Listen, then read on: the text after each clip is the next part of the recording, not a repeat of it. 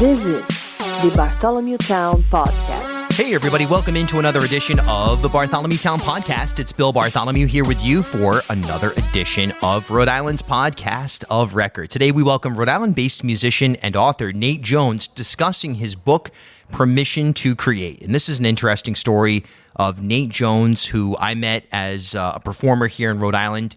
He became a Grammy Balloted artist and has really built a career for himself based out of the Ocean State as a musician, doing a variety of different things, including a book entitled Permission to Create, which we discuss here today on the pod. So, you know, Nate Jones is somebody who, is he world famous? No, but he embodies to me the spirit and work ethic that we can embrace here in Rhode Island in terms of our creatives. And that really goes into somebody who is a part of that, kind of part of the service industry, kind of part of the entertainment industry, kind of part of the creative sector. It really overlaps in a number of different areas that we want to grow and support. I guess broadly speaking, the hospitality industry, right? Nate Jones embodies all of those things, all the different elements of, I guess, our music industry here in the state of Rhode Island. So very excited to have him here on the pod, a true pleasure. And hopefully you enjoy the conversation, and also go check out the book, Permission to Create. Those things, books, important still, no doubt about it. Remember, you can support the independent journalism, opinion, analysis, and entertainment that we do here on Bartholomew Town in a number of ways. Of course, you can share an episode. You can talk about the show. You can leave a rating and review on Apple Podcasts. Or, if you want to go a step further, you can contribute to the show in the following ways. Send me a one-time contribution, Venmo at Bill Bartholomew, or paypal.me/Bill Bartholomew, or become a sustaining member for as little as $3 per month by visiting our Patreon account, patreon.com/BartholomewTown. That's patreon.com/BartholomewTown, where you'll be able to help support the bedrock of this show. Okay, without further ado, Rhode Island-based musician and author, Nate Jones. All right, so today we've got someone who is one of the hardest working musicians in Rhode Island, and it's paid off in a lot of ways. You know, number one, through your actual output and playing gigs and all over the region, but then also in the form of Grammy balloting, which is pretty nuts. And now you've got a book coming out, Permission to Create. You know, Rhode Island is filled with so many musicians at different career levels, career paths, so on and so forth. And I was thinking about it. I was like, we haven't talked about that enough on this show. You know, we've had like Sage Francis and a couple of the guys from Deer Tick here and there, or like the Z Boys were on, Heather Rose and Clover, but we need to do some more music. And you're one of the first people I thought of because of everything you've got going on. And I'm really fascinated with any musician that goes in different directions to get their art out to the world, but then also to create income streams. And you've done just that. So welcome to BTOWN, Nate Jones. Thank you, Bill. I'm very happy to be here. And I have to say, I'm likewise proud of you and everything you've accomplished with the podcast. I was just listening to your 300th episode the other day, and just hearing you go through your journey, it reminded me a lot of my journey. Just, you know, we don't intend to do these things when we start out. We just have to start out in an earnest and straightforward and authentic way. And if we're preaching the truth and people are resonating with it, then the audience is just gonna naturally follow from what we're putting out. And I want to get into your specific story and the book itself and everything, but I'll start with this. There was a Facebook post. It was, you know, I should have tried. Actually, I shouldn't have, because scrolling through a Facebook timeline is one of the worst things a person can do with their time. But you know, there was a Facebook post I remember, it seems like several months ago now, maybe even 6 months ago, that you had posted something about seeking gig opportunities, or basically getting back to work as a musician. It was right in the thick of COVID. Everything was shut down.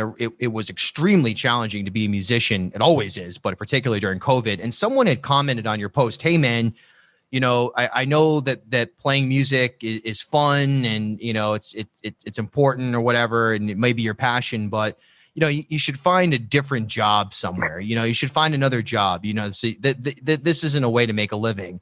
And your response was freaking awesome, because it's a great way to make a living.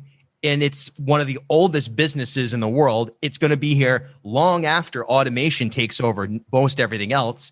And if you diversify and you do things like original music and cover gigs and weddings and books and so on and so forth, you can do pretty well. Your response to your response.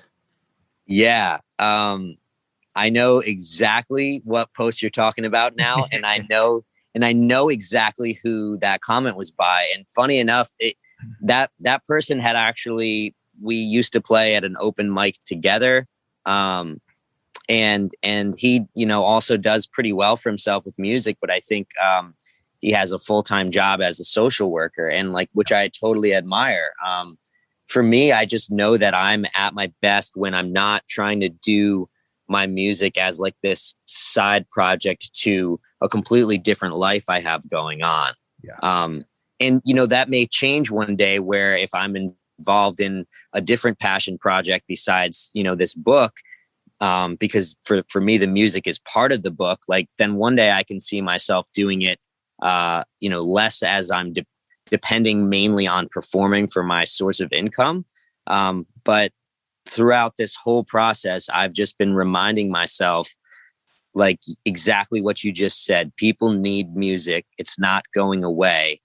And in fact, it's going to be the most in demand thing when COVID, when this lockdown ends, is that, because that was several months back. And it's there's no way you can predict how busy you're going to be and say with confidence, I'll always have a gig, because, things might genuinely change in ways we can't predict now, the way the internet changed things. But you made a great point just now. Computers and automation will never replace human artistry and the originality and the creativity. And I think most importantly, the voice, just the power of hearing someone else's voice in a way that's comforting, reassuring, or entertaining musically, I think is one of the most fundamental aspects of our sense of community together, right? Just as human beings, even animals, just the way birds listen to each other all day. It's it's just never going to go away. So that's an excellent point. And my response to anyone listening to this in the future who is out there, and obviously if you're a fan of Bill's podcast, there's a good chance that you're into music yourself. Don't give up if it's something that you really believe in, because you're going to get compensated, right, in direct proportion to the amount of value that you provide to others. If and only if you let other people know that you have this value that you're providing. It's not going to happen if you're hiding your gifts, but if you're putting yourself out there, it is scary, and you can get rejected, and you can feel like the world's crumbling and your whole industry's falling apart, and you can get lost. But your guiding light is always going to be your own belief in the value of your gifts. And then when you believe and cultivate that belief, you want to spend more time cultivating those gifts, as you've done with your podcast, bringing out your authenticity and your ability to relate to people and convey information in a non-biased way. That's of huge value, and people have responded by supporting you, because that's just what's naturally going to happen when you believe in your gifts and put that value out there in the world. Even a pandemic is not going to stop that train. I appreciate that. You're a drummer, you're a songwriter, guitarist. You perform in a lot of different environments. What's it like being a gigging musician in Rhode Island or based in Rhode Island, because you play in Boston, wherever, but what's it like being a gigging musician now, including the pandemic and kind of coming out of the pandemic? And then how did you begin your journey to become a full-time musician? Well, let's see. A couple years back, I just had my 5-year anniversary of my first show that I've ever played. So that was cool. It was June 1st.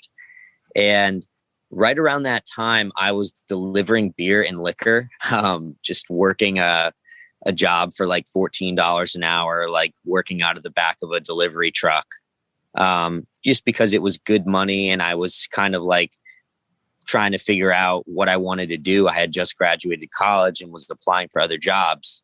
And I was selling insurance for a little while. The coolest job I had was I was an American Ninja Warrior coach at a local gym. Wow. Yeah, that was super fun. That was right around the time that I was Sick. in the band Neapolitan. Yep. And we had played with Silverteeth a few times. Neapolitan kind of was a catalyst for me to want to understand the booking process more deeply and reach out to venues and realize that, you know, you're going to get paid in proportion to that value you provide, and understanding how we could create original music, but entertain people and be authentic and original, because we knew we weren't the best musicians. We hadn't been playing for long. It was more that we were working together to create something cohesive. So I started to apply that to my own, my own pursuits as an individual solo musician.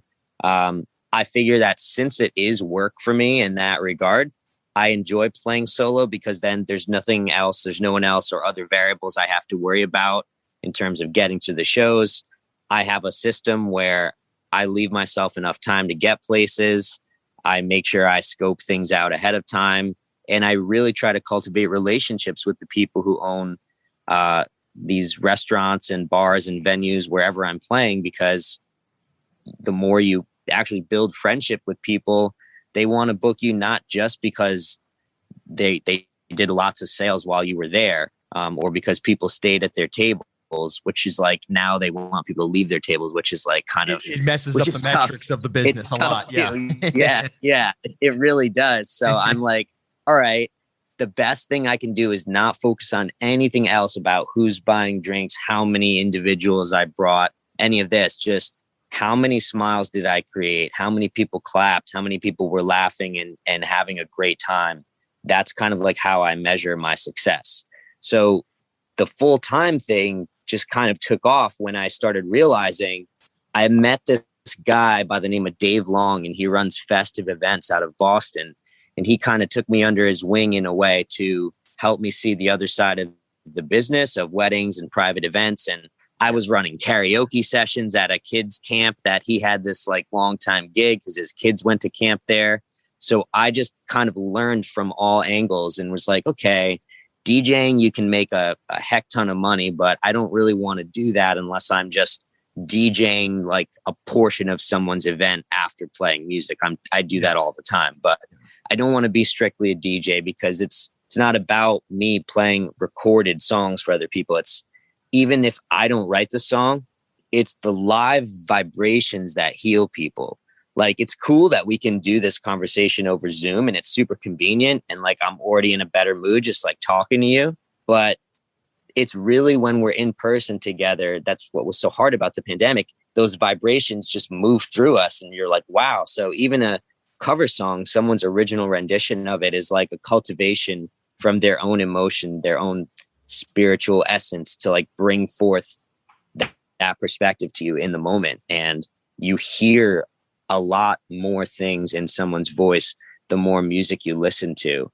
So there's a lot of nuance to, like, there's how many instruments in the world, and none of them can replicate the human voice and everything it can do. Yeah. And I just find that to be awesome. That's so fascinating. And, you know, and Rhode Island is so well suited for a multi-tentacled, yeah, that's the correct word. I'm trying to remember my octopus / squid lingo, operation as a musician, where you can be a legitimate original artist. You can write songs, you can push them, you can go for song placements in movies or in television or commercials or whatever. At the same time, we've got this massive hospitality industry, weddings, restaurants, bars, and far too many people, especially on the original side, aren't willing to go to that, as you said, other side of the business, doing private events, weddings, so on and so forth. It may be a pride thing. It may be a lack of ambition thing, but that is how you do it. Or there are, of course, you could also have a huge hit song and be one of the 1 in 100,000 acts that end up touring nationally in huge arenas. But for the most part, you have to have a diverse portfolio. And it's something that other industries should look to musicians for in terms of understanding. We hear a lot of complaining coming out of the pandemic. Oh, X, Y, and Z collapsed and I don't have income coming in anymore.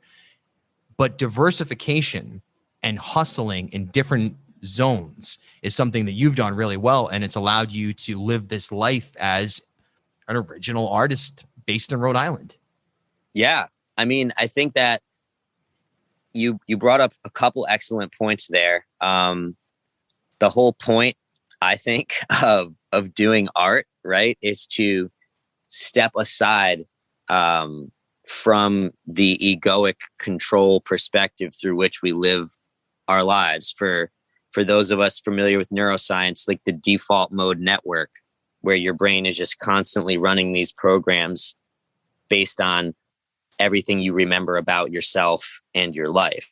So when you step outside of that and remember that, oh, I'm creating art, I shouldn't be holding myself to these standards and saying, like you said, like people get prideful about like, oh, I'm an original artist only. Like I don't play other people's songs. Like, well, you played the guitar that someone else made. Like you're right. Cool with that, exactly. Right? Like, yeah, it's just so silly. It's like you wouldn't even know you wanted to play music if you hadn't heard music that other people wrote and had. And like, even if you don't cover your favorite artist songs, like you at least learned one song by someone else at some point, you know, and that might not apply to 100% of every musician ever. But I think for the vast majority of us, it's just silly to prevent ourselves from being able to have the time. Like people say, this is what I love, right, Bill? Like people say you should have like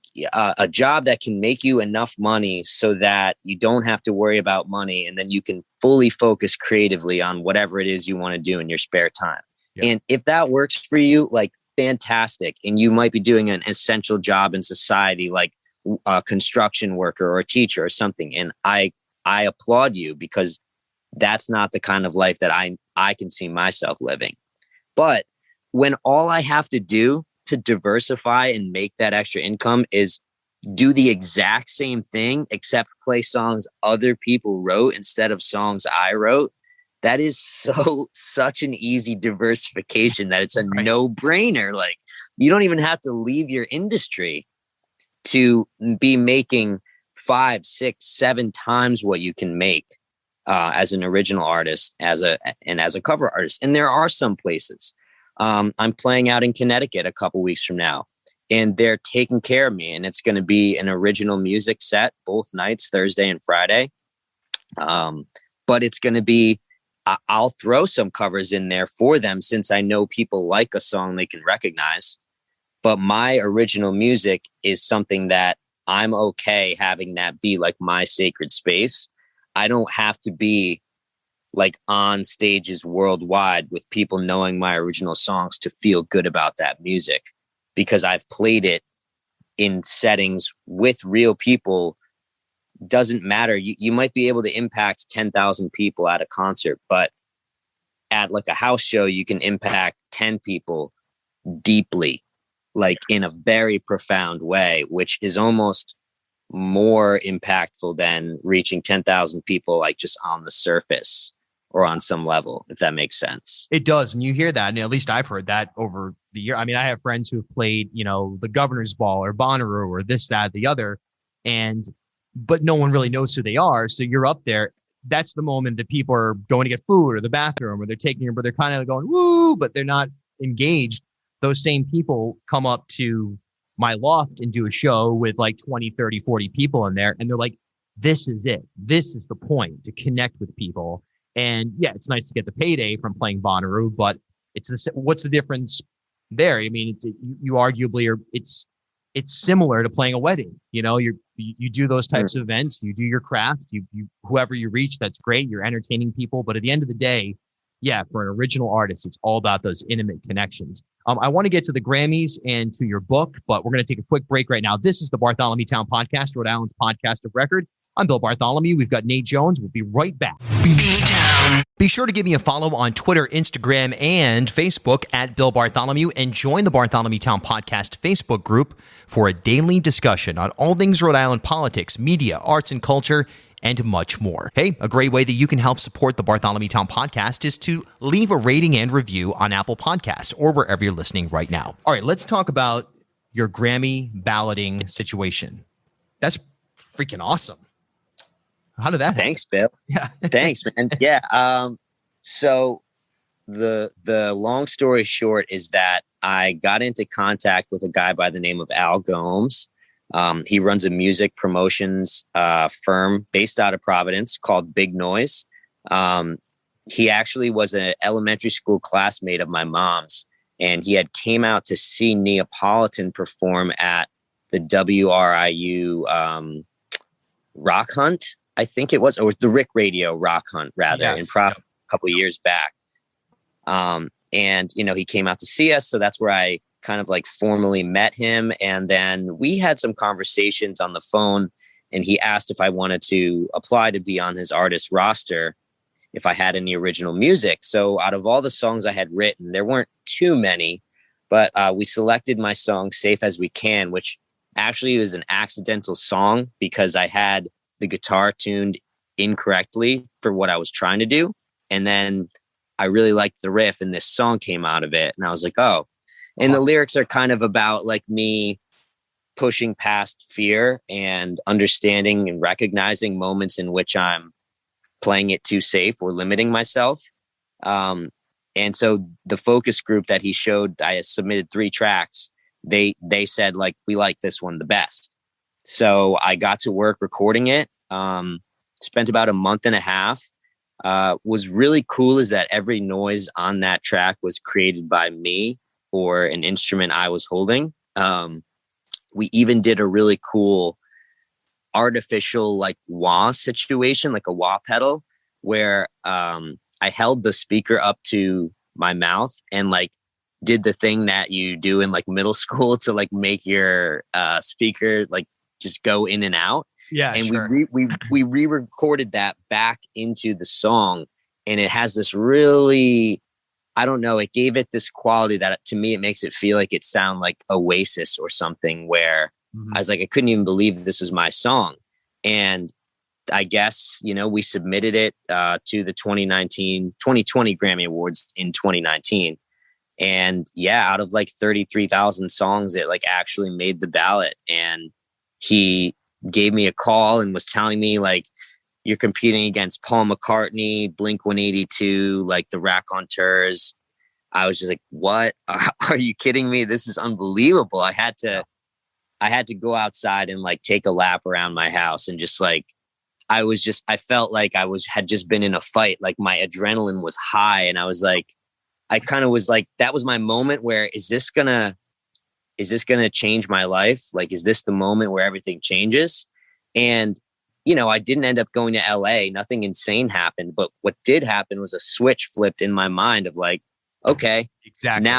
Now literally every time I announce myself at a show, anytime someone's booking me online, any website or anything I do, I can just put that. And if someone asks, I tell them the story. It's not like I'm Paul McCartney, but that did happen. And so for my confidence to realize that I could create a work of art that would resonate that deeply to be in like on par with someone of that caliber, I realized like, yeah, this is what I'm going to be doing regardless of anyone's Facebook comments.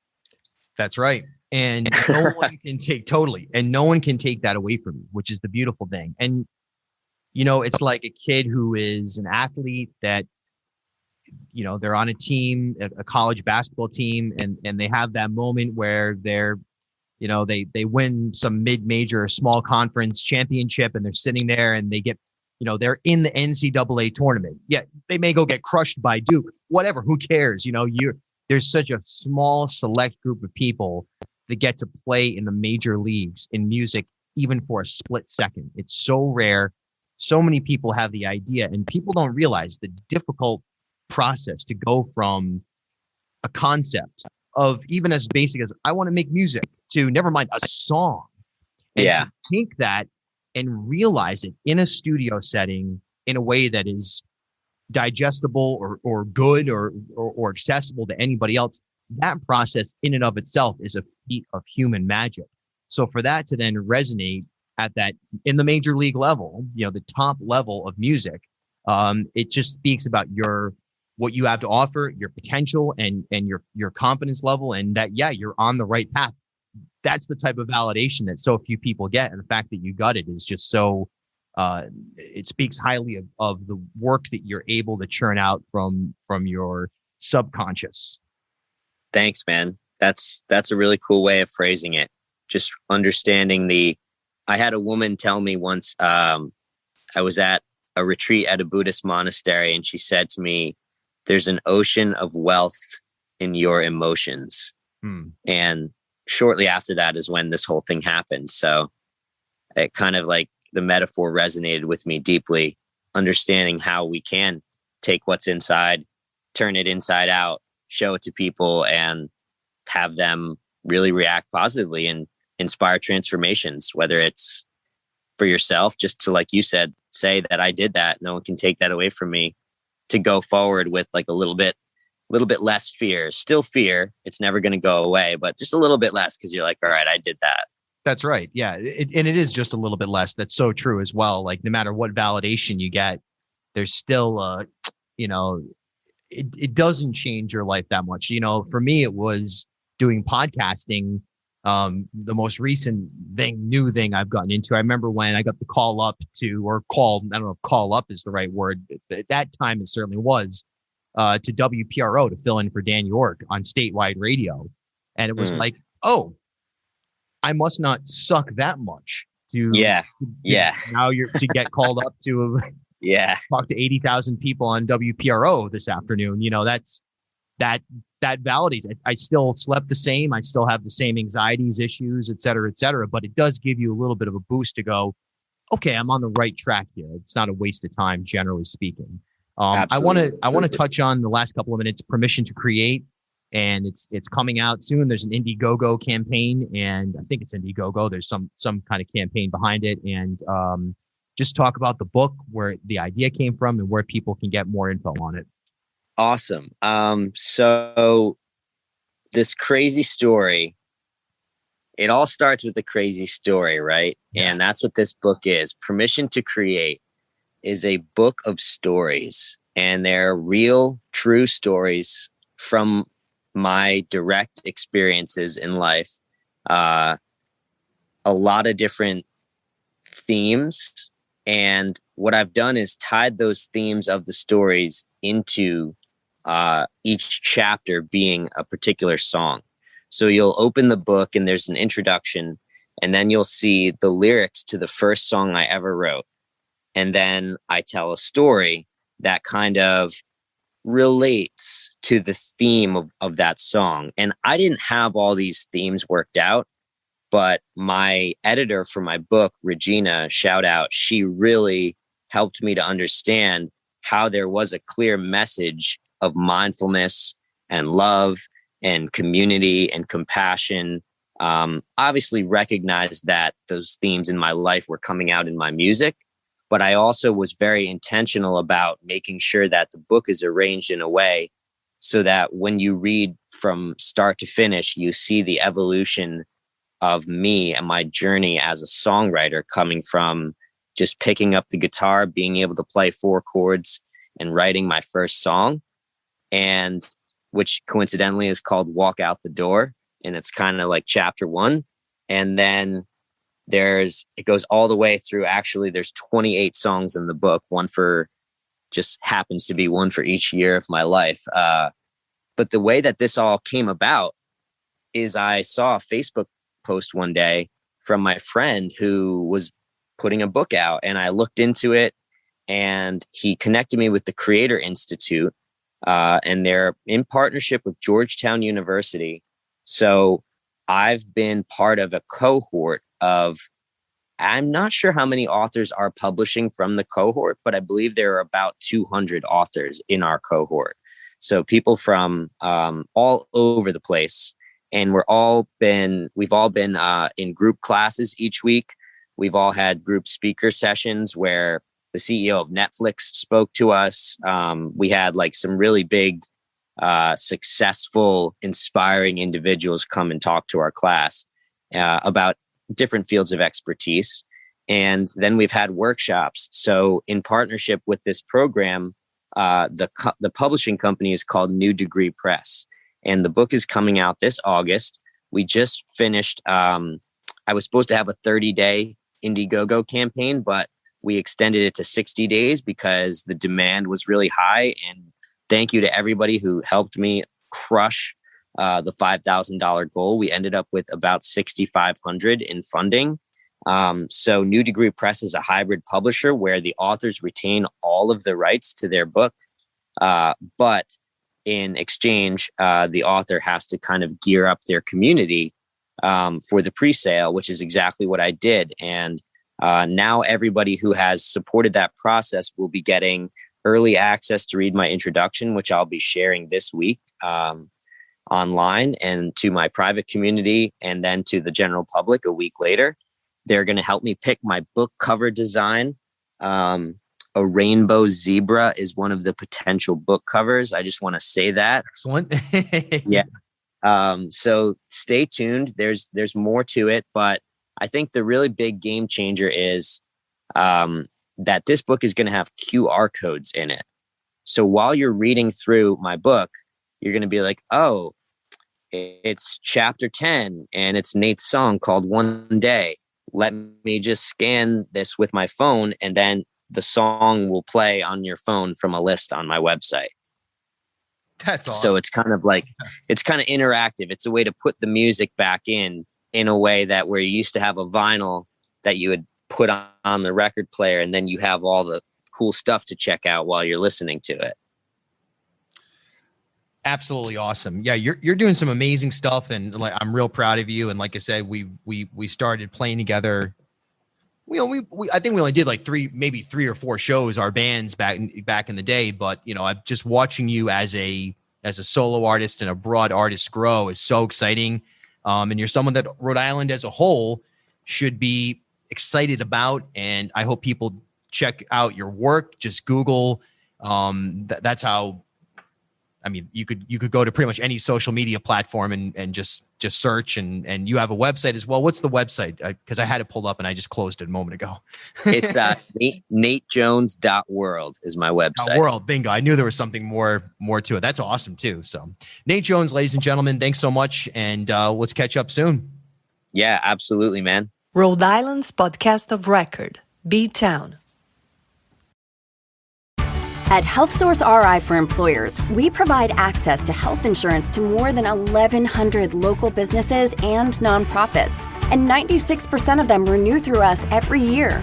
Maybe it's our choice of 19 different health plans, our 10 years of customizing solutions, or our one local team of dedicated experts helping employers find quality health insurance. See how our numbers stack up for you. Learn more at healthsourceri.com/employers.